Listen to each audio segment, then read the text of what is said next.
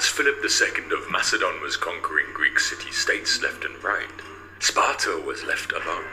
Philip had achieved a crushing victory, and Sparta was relatively weak and without walls. Philip sent a message to the Spartans saying, "If I invade Laconia, you will be destroyed, never to rise again."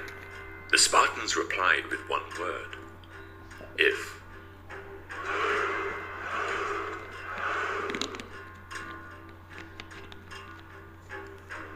When someone asked why they visited disgrace upon those among them who lost their shields, but did not do the same thing to those who lost their helmets or their breastplates, the Spartan king Demaratus is said to have replied, "Because the latter they put on for their own protection, but the shield for the common good of the whole line."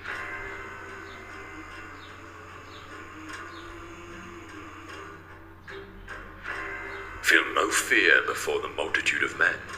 Do not run in panic, but let each man bear his shield straight towards the four fighters, regarding his own life as hateful, and holding the dark spirits of death as dear as the radiance of the sun.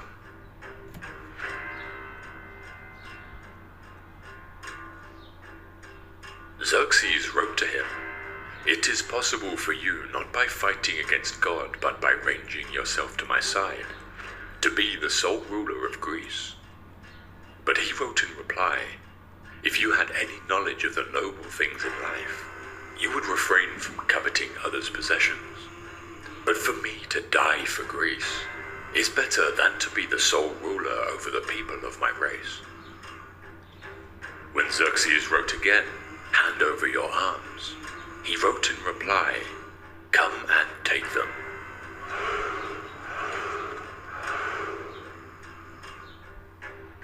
Herodotus reports that just before the Battle of Thermopylae, a Spartan warrior named Dieneces was told that the Persian archers could blank out the sun with their arrows. He replied, "Good, then we shall have our battle in the shade."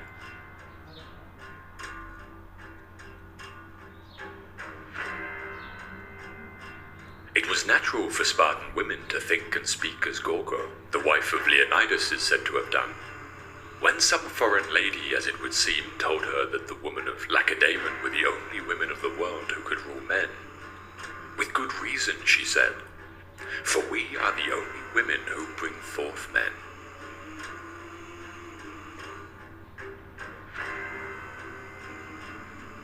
An old man wandering around the Olympic Games looking for a seat was jeered at by the crowd until he reached the seat of the Spartans, whereupon every Spartan younger than him, and some that were older, stood up and offered him their seat.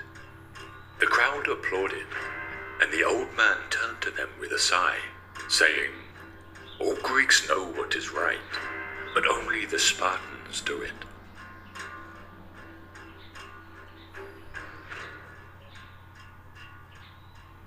Let a man learn how to fight by first daring to perform mighty deeds, not where the missiles won't reach if he is armed with a shield, but getting in close where the fighting is hand to hand, inflicting a wound with his long spear or sword, taking the enemy's life, with his foot planted alongside a foot, and his shield pressed against shield, and his crest up against crest, and his helm against helm, and his breast against breast, embroiled in the action. Let him fight man to man, holding secure in his grasp haft of his sword or spear.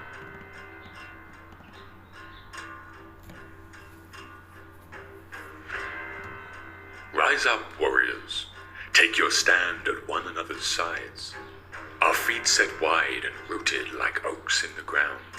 Learn to love death's inky black shadow as much as you love the light of dawn. Here is courage, mankind's finest possession. Here is the noblest prize that a young man can endeavor to win.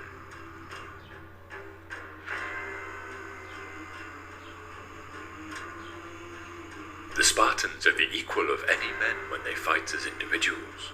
Fighting together as a collective, they surpass all other men.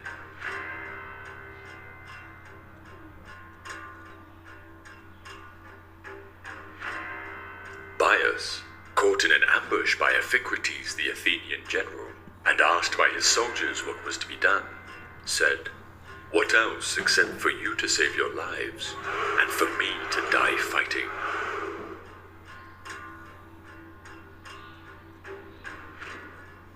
The walls of Sparta were its young men, and its borders the points of their spears.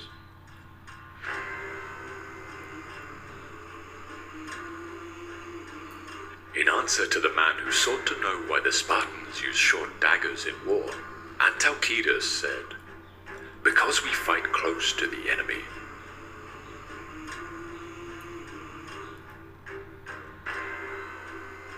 For the Spartans, it wasn't walls or magnificent public buildings that made a city. It was their own ideas. In essence, Sparta was a city of the head and the heart, and it existed in its purest form in the disciplined march of the hoplite phalanx on their way to war.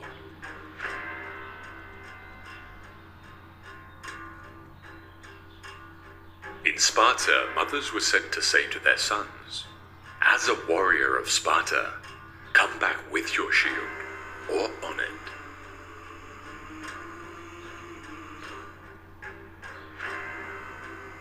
Asked what was the greatest benefit Lycurgus conferred on his countrymen, King Agesilaus replied, "Contempt of pleasure."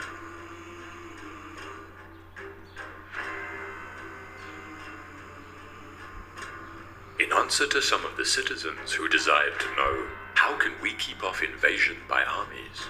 he said, "If you remain poor, and no one of you desires to be more important than the other."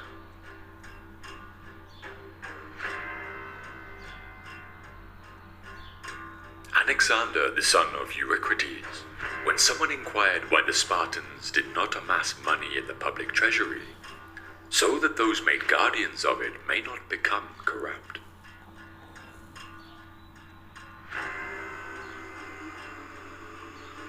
As he permitted citizens to only engage in that kind of athletic contest in which the arm is not held up, someone inquired what was the reason. He replied, "So that no one of the citizens shall get the habit of crying quits in the midst of hard struggle."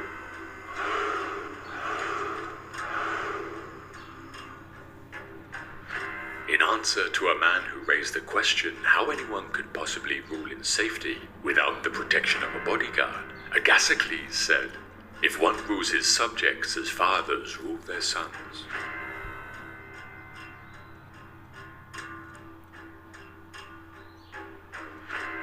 When his brother said to Teleclus that the citizens did not comport themselves towards himself as they did towards the king, although they were of the same family, but with much less consideration, he said, "The reason is, you do not know how to submit to injustice, and I do."